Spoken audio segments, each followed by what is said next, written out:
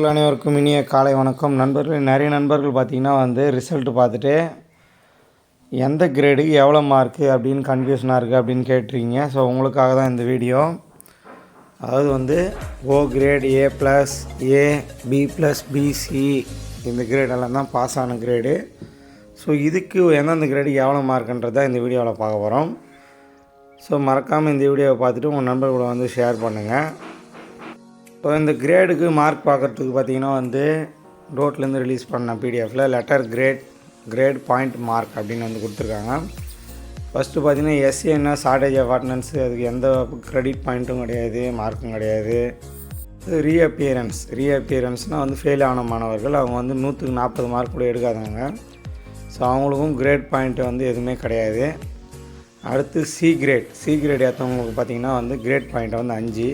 அவங்க எடுத்த மார்க் பார்த்திங்கன்னா 40 to 50 தான் எடுத்துக்குவாங்க சி கிரேட் எடுத்த மாணவர்கள். அடுத்தது பார்த்திங்கன்னா பி கிரேட் எடுத்தவங்க பார்த்திங்கன்னா அவங்களோட பாயிண்ட் பார்த்திங்கன்னா 6. அவங்க எடுத்த மார்க் 51 to 60.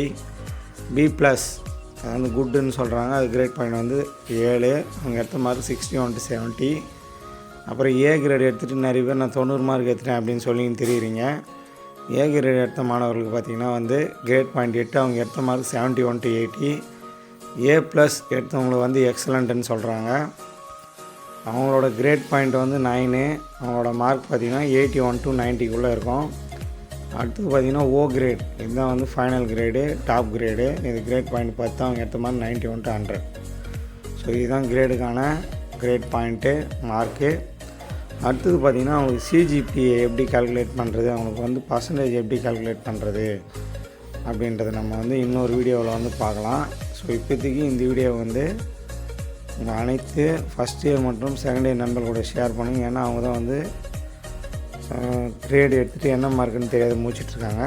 ஸோ அவங்க கூடலாம் இந்த வீடியோவை ஷேர் பண்ணுங்கள். உங்கள்கிட்ட வேறு எதனா கேள்விகள் இருந்தாலும் கமெண்ட் பாக்ஸில் கமெண்ட் பண்ணுங்கள். நாம் நம்ம சேனலில் உங்களுக்கு இன்ஃபார்ம் பண்ணுறோம்.